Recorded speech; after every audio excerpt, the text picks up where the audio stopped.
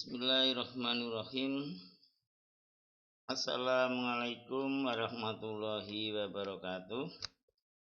Selamat pagi, kami sapa rekan-rekanku mahasiswa semuanya. Apa kabarnya pada pagi hari ini?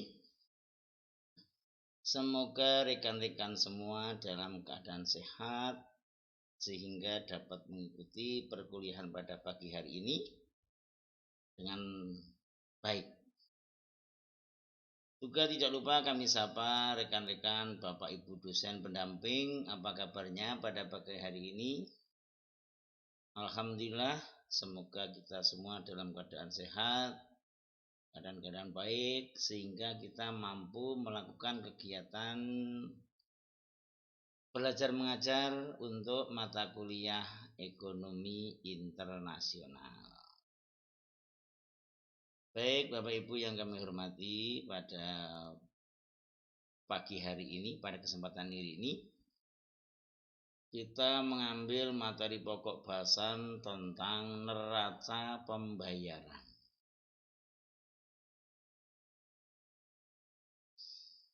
Sebelum kami memulai perkuliahan pada pagi hari ini, sebagai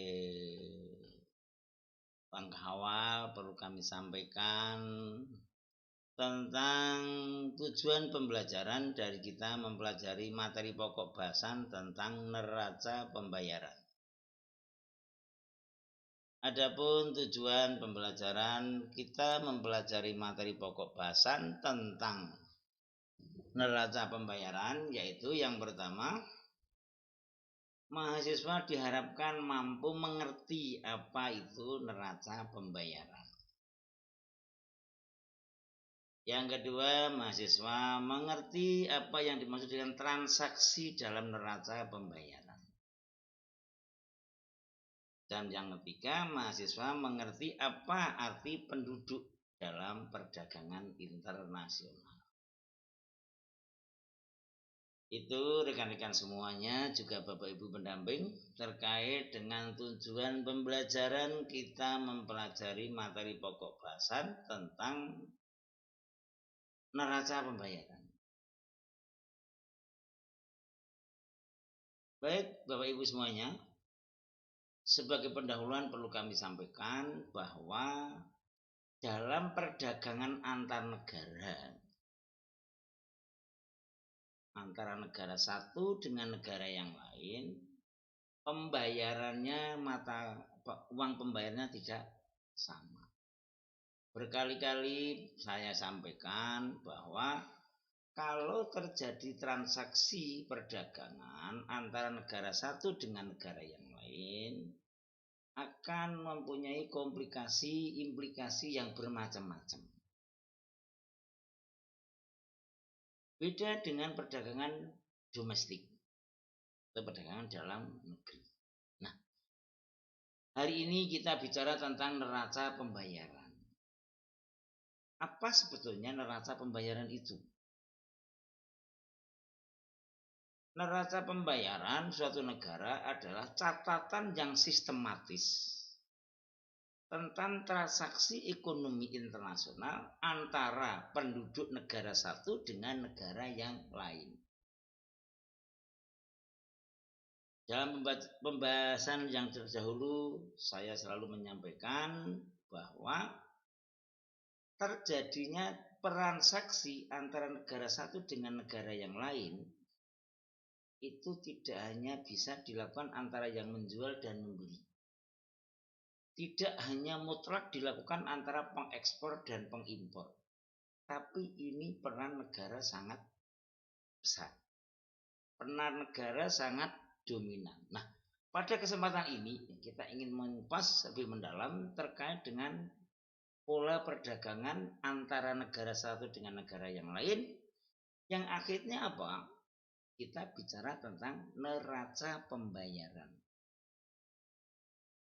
Saya ulang, terkait dengan definisi neraca pembayaran adalah catatan yang sistematis tentang transaksi ekonomi internasional antara penduduk negara yang satu dengan penduduk yang negara lain. Apa tujuan daripada pencatatan ini? Pencatatan ini adalah untuk memberikan informasi bagi pemerintah tentang posisi keuangan dalam ekonomi dengan negara yang lain dalam rangka apa? Untuk membantu dalam pengambilan kebijakan moneter, fiskal maupun pembayaran internasional. Ketika ada penduduk negara Indonesia mengekspor produknya ke luar negeri, dia bagus. Ekspor, pemerintah mendapat devisa.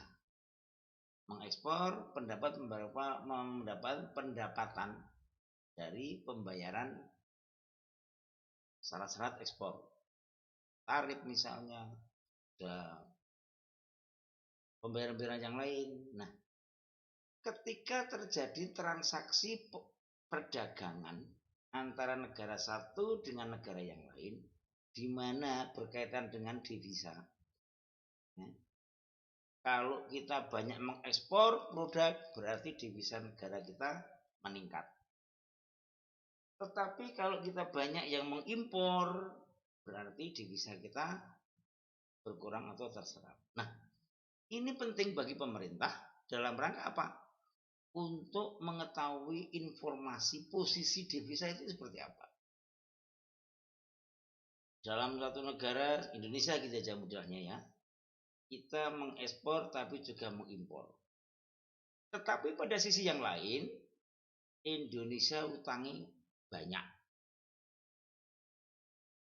Saya ulang, Indonesia hutangnya banyak.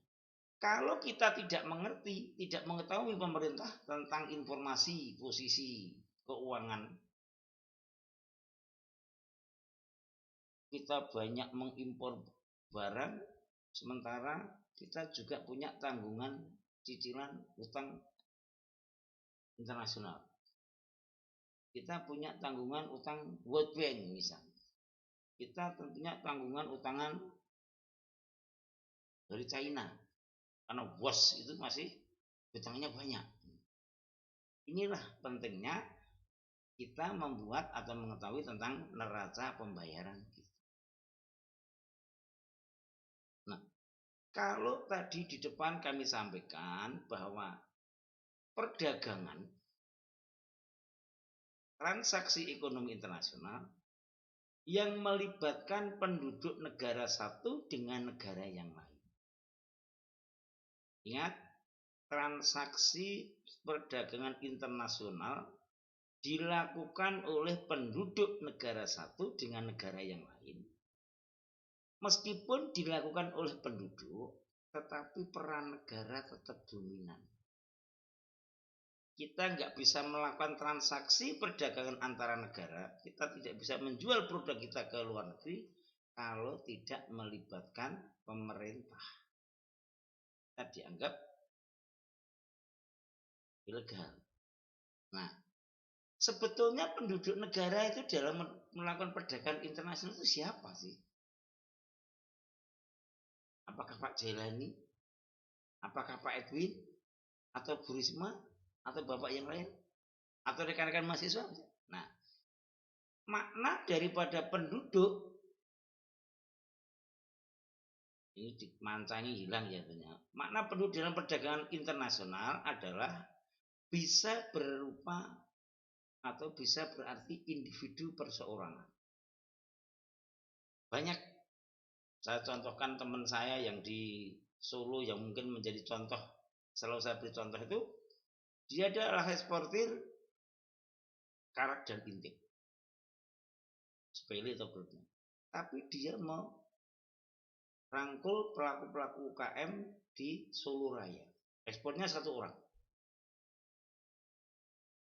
Sebagai perorangan, sebagai individu dia mengekspor atau menjual barangnya ke luar negeri, dia tidak serta-merta barangnya siap jadi dari pelaku UKM dikumpulkan masuk kontainer dikirim, tidak.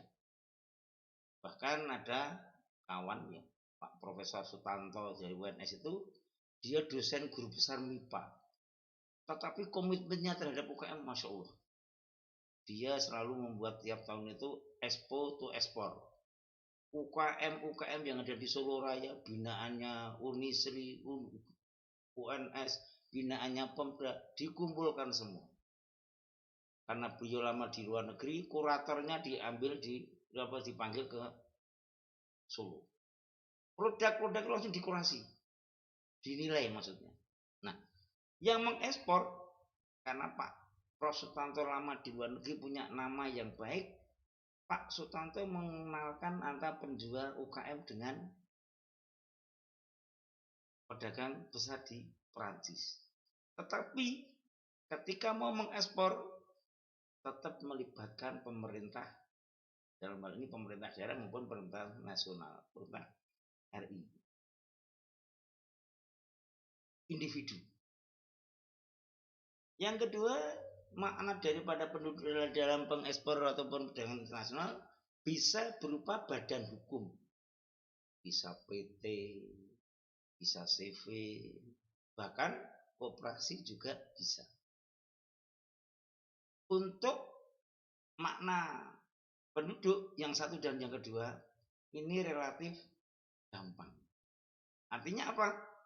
Produk-produk yang dijual dari hasil pelaku-pelaku usaha Indonesia, apakah perusahaan UKM, perusahaan perseorangan, atau mungkin perusahaan badan hukum, bisa PT, bisa CV. Nah, yang ketiga yang mengekspor ataupun perdagangan internasional itu adalah pemerintah, yang membeli produk pemerintah, yang beli impor produk dari luar negeri juga pemerintah. Meskipun yang melakukan kegiatan perdagangan adalah pemerintah, tetap aturan ekspor impor tetap harus ditaati. Diulang, pelaku penduduk dalam kegiatan perdagangan antar negara bisa berupa individu, bisa berupa badan hukum, bisa juga pemerintah. Semuanya, tiga makna penduduk dalam melakukan perdagangan antar negara ini tetap harus mengikuti aturan-aturan yang ditetapkan oleh pemerintah. Disinilah yang dimaksud dengan neraca pembayaran, di mana pembayaran dalam perdagangan antar negara satu dengan negara yang lain menggunakan mata uang devisa, biasanya pakai dolar Amerika. Nah, cadangan devisa ini yang harus diketahui pemerintah dalam rangka apa? Oh, kita melakukan kebijakan moneter. Seperti saat ini, kalau rekan-rekan mahasiswa memahami, rupiah selalu naik. Sudah mencapai hampir 17 ya, 16 sekian gitu kan. Nah, bagaimana kebijakan fiskalnya? Kalau BI mau intervensi, kira-kira riskan enggak? Kalau BI mau gelontor di pasar valuta asing, kira-kira berisiko enggak? Ini dipertimbangkan. Itulah maknanya dalam perdagangan antar negara. Kebanyakan masing-masing negara punya kebijakan untuk menggenjot produk-produk ekspor, produk-produk yang diekspor, membatasi produk-produk yang diimpor ke negara kita. Kalau kita bicara tentang transaksi dalam neraca perdagangan, sederhana kita bicara tentang bagaimana transaksi produk baik berupa barang dan jasa. Rekan-rekan semua sudah mengikuti ataupun mempelajari ekonomi mikro ya? Saya yakin mungkin sudah. Kalau kita menghitung dari pendapatan nasional mestinya ya, Y, di mana Y adalah C plus I plus G plus X min M, ekspor dikurangi impor. Nah, ekspor dan impor ini akan mempengaruhi besar kecilnya Y, pendapatan nasional. Sehingga secara kasar negara berkepentingan dalam menjaga ekspor dan impor ini. Padahal kita tahu di depan yang melakukan perdagangan antar negara satu dengan negara yang lain adalah penduduk dalam suatu negara. Di mana penduduk mempunyai arti ada individu atau perseorangan, ada badan hukum, ada pemerintah. Nah, kalau pendapatan nasional Y ini yang akan mempengaruhi pembangunan suatu negara. Kalau pendapatannya nasional tinggi, mestinya dana anggaran yang untuk pembangunan cukup besar.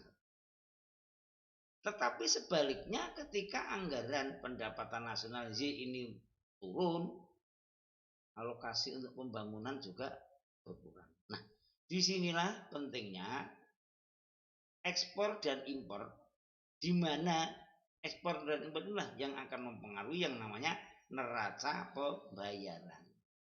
Nah, saudara sering mendengar beberapa negara misalnya terjadi defisit. Saudara mendengar beberapa negara terjadi surplus dalam perdagangan internasional. Nah, kalau ekspor dan impor M ini dalam menggunakan pembayaran ini lebih kecil daripada Y, sehingga negara yang menghasilkan produk barang dasar akan lebih suka menjual kepada negara yang lain. Karena ini akan mempengaruhi neraca pendapatan nasional kita. Pada sisi yang lain, apabila X dan men Y lebih besar daripada Y, maka negara akan mengimpor barang pada negara tersebut. Ekspor dan impor, di mana ekspor dan impor ini akan yang mempengaruhi neraca pembayaran akan sangat mempengaruhi terkait dengan pendapatan nasional.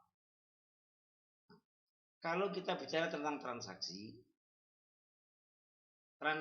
ada transaksi modal jangka pendek, ada jangka panjang. Kalau jangka pendek, pemberian surat bunga juga jangka pendek. Artinya apa? Ini akan sangat mempengaruhi neraca pembayaran. Begitu juga transaksi jangka panjang, di mana transaksinya jangkanya panjang 5 tahun, 10 tahun misalnya. Ini akan mempengaruhi posisi X dan M tadi.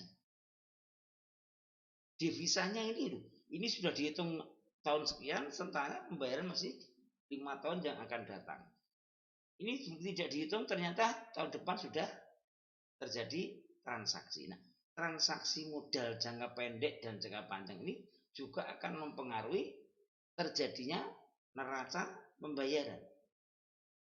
Termasuk hutang-hutang yang dilakukan Indonesia saat ini, hutangnya beribu-ribu triliun, jangka waktunya masih panjang, jadi pemerintah yang hutang sudah tidak berkuasa, tapi hutangnya masih berlanjut. Anak cucu kita nanti masih menanggung bayar utang. Nah, yang mempengaruhi transaksi, neraca pembayaran juga transaksi satu arah. Apa itu transaksi satu arah? Yaitu transaksi yang tidak menimbulkan kewajiban kepada yang melakukan pembayaran. Misalnya hadiah, misalnya bantuan. Contoh sederhana ketika kita kemarin terjadi bencana alam yang besar itu tsunami di Aceh. Banyak negara-negara di dunia yang mengirimkan bantuan, yang mengirimkan baik berupa pangan, obat-obatan maupun keuangan, tetapi tidak harus dikembalikan. Karena ini hibah, ini bantuan. Pada sisi yang lain, ini tetap harus dicatat dalam transaksi, dalam neraca. Kenapa? Ini cuma transaksi yang satu arah. Yang mempengaruhi transaksi lagi adalah apa? Selisih perhitungan. Yaitu rekening yang merupakan selisih antara transaksi kredit dan transaksi debit dalam neraca perdagangan. Dalam kegiatan perdagangan antara negara satu dengan negara yang lain, itu terjadi pasang surut naik turun. Ada yang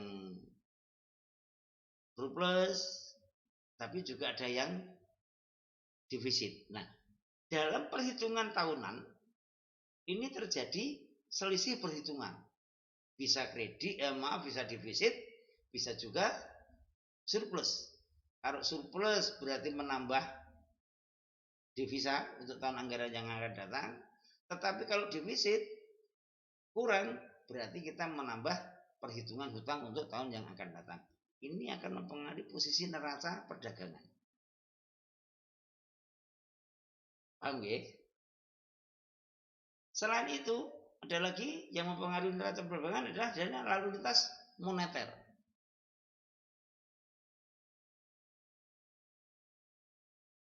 Transaksi ini disebut juga accommodating karena ada transaksi-transaksi yang timbul sebagai akibat transaksi dalam perdagangan internasional. Bisa juga dalam melakukan perdagangan antar negara satu dengan yang lain itu ada prasyarat-prasyarat tertentu. Sehingga harganya menjadi bergerak. Bisa juga menjadi lebih tinggi, bisa juga menjadi turun. Ini akan mempengaruhi posisi devisa yang kita dapatkan. Transaksi accommodating ini adalah mengakomodasi penyesuaian antara terjadi misalnya perubahan nilai tukar, ada accommodating di sana. Dan ini sebagai apa? Maaf ya, terjadi karena transaksi perdagangan internasional. Yang selanjutnya adalah balance dalam neraca perdagangan internasional. Siap negara semuanya yang di dunia itu berusaha untuk membuat balance. Neraca itu tidak kemudian surplus yang berlebihan terlalu tinggi, tetapi juga jangan sampai defisit yang terlalu dalam. Ingat, neraca perdagangan tadi adalah catatan transaksi yang sistematis. Pan ya? Catatan yang sistematis tentang transaksi ekonomi internasional antara penduduk negara satu dengan negara yang lain. Nah, tujuannya untuk apa? Untuk menyambung, untuk membuat bagaimana pemerintah punya dasar dalam melakukan langkah-langkah ekonomi. Apakah kemudian moneternya, apakah kebijakan fiskalnya, kemudian bagaimana ketika terjadi jatuh tempo untuk pembayaran utang. Nah, dalam rangka membuat balance, keseimbangan dalam neraca perdagangan internasional itu ada beberapa cara atau beberapa bentuk. Yang pertama adalah basic balance. Basic balance merupakan balance transaksi berjalan yang ditambah dengan transaksi modal jangka panjang. Keseimbangan yang basic. Oh, kalau berjalan ini sekian, dalam periode ini sekian, akan terhitung. Pada sisi yang lain, transaksi modal jangka panjang ini menjadi cadangan. Oh, meskipun kalau seandainya defisit, misalnya ya, tahun ini defisit, oh kita punya cadangan mungkin 3 atau 5 tahun ke depan kita punya piutang dalam pembayaran falas misalnya. Yang kedua, balance transaksi autonomous. Balance ini terdiri dari basic balance, di mana basic balance tadi adalah balance transaksi berjalan ditambah dengan transaksi jangka panjang, ditambah aliran modal jangka pendek. Autonomous balance transaksi adalah balance basic balance ditambah dengan aliran modal jangka pendek. Kemudian yang ketiga, mohon maaf, liquidity balance. Konsepnya hampir sama dengan otomotif, tetapi perlakuannya yang dulu adalah aset jangka pendek. Kenapa? ini dihitung menjadi balance transaksi autonomous, ternyata ini asetnya hanya pinjaman. Ini dihitung balance transaksi autonomous, ternyata asetnya aset jangka pendek. Jangka panjang. Berarti waktunya masih 25 tahun atau 20 tahun yang akan datang. Liquidity adalah konsepnya hampir sama dengan autonomous, tetapi perlakuannya terhadap kepemilikan aset jangka pendek. Perlakuan dalam neraca perdagangan internasional ini sangat penting. Karena apa? Untuk menjaga situasi makroekonomi dalam negeri. Kalau mikro mudah, relatif mudah mengukurnya. Bagaimana kegiatan ekonomi real berjalan, bagaimana harga-harga produk bisa dikontrol, lebih mudah. Tapi kalau untuk makro hubungannya dengan negara yang lain. Dan yang keempat adalah balance transaksi pemerintah jangka pendek. Dari basic balance transaksi autonomous, kemudian liquidity balance maupun balance transaksi pemerintah, semuanya menghitung dengan jangka yang pendek, jangka yang hanya dalam hitungan tahun. Balance transaksi jangka pemerintah jangka pendek adalah konsep pembayaran yang terdiri dari penjumlahan basic balance, selisih yang diperhitungkan, dan rekening modal jangka pendek. Dari 1, 2, 3, 4 ini semua dihitungnya dalam jangka pendek. Karena apa? Untuk menyeimbangkan balance neraca perdagangan internasional. Apalagi dengan era-era seperti saat ini, era sangat keterbukaan informasi, semua bisa diakses informasi. Kebijakan pemerintah dalam mengatur, dalam menjaga neraca perdagangan ini sangat-sangat diperlukan. Kalau saudara rekan-rekan mahasiswa sering membaca di berita-berita media sosial begitu, bagaimana negara-negara yang mungkin dalam memimpin, dalam mengelola keuangannya kurang hati-hati, terjadilah Yunani yang kemarin. Negara-negara di mana? Di daerah Timur Tengah. Itu rekan-rekan terkait dengan bagaimana menjaga neraca perdagangan internasional. Sebagai penutup perlu kami sampaikan bahwa dalam perdagangan internasional, transaksi antar negara berbeda dengan transaksi domestik. Di mana transaksi dilakukan dan dicatat dalam rangka apa? Akan mempengaruhi posisi devisa dalam negeri. Karena apa? Devisa akan sangat menentukan langkah-langkah kebijakan makro ekonomi dalam satu negara. Itu rekan-rekan mahasiswaku semuanya, kami mohon maaf mungkin pada pertemuan kali ini kurang begitu siap saya, karena kebetulan saya ada acara ikut pakerti. Kemarin saya sudah menawarkan pada Bapak Ibu dosen untuk mengganti, tapi ternyata tidak ada tanggapan. Kemudian saya konsultasi dengan ketua jurusan maupun pimpinan dari STIE, atas saran beliau, udahlah Pak, diisi, yang penting jangan sampai kosong begitu. Akhirnya saya kami isi. Mohon maaf ya, banyak kekurangan, banyak kesalahan pada rekan-rekan mahasiswa semuanya. Ini juga rekan-rekan dari STIE Setekom di Kartasura, saya mohon maaf karena kebetulan seminggu saya harus mengikuti pakerti atas perintah atau dawuh dari Bu Ketua dari STIE. Terima kasih kami sampaikan, mohon maaf yang sebesar-besarnya kepada rekan-rekan mahasiswa semuanya.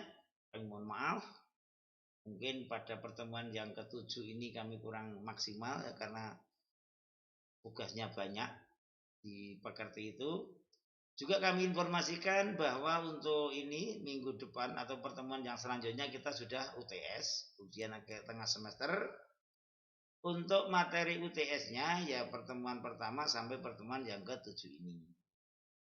Sekali lagi Bapak Ibu dosen pendamping, kami juga sampaikan mohon maaf kalau dalam penyampaian kami tidak bisa maksimal karena kebetulan ditugaskan Bu Ketua untuk mengikuti lokakarya pekerti selama 1 minggu. Akhir kata kami ucapkan banyak terima kasih atas perhatian rekan-rekan mahasiswa semuanya. Juga apresiasi yang tinggi atas kebersamaan dari rekan-rekan mahasiswa semuanya. Kami akhiri, billahi taufiq wal hidayah. Assalamualaikum warahmatullahi wabarakatuh. Terima kasih.